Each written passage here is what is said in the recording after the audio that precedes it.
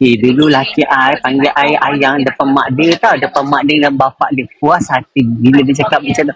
Ayang nak makan apa? Depan mak ayah dia kan. Macam, mak rasa macam mak punya tu macam boleh bercakap. Mak punya Sajak rasa Sajak punya efek tu boleh bercakap. Macam lihatlah dunia.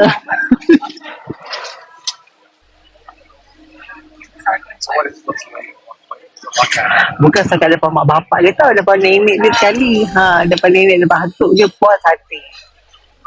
Rasa macam genggaman sangat. Genggaman cinta abadi. Tiba. Sekali raya sekali tak Sajat. Untuk, dalam 9 tahun tu, kita orang pernah raya sekali dalam 2 kali 3 kali raya je. Yang lain tu semua raya separate.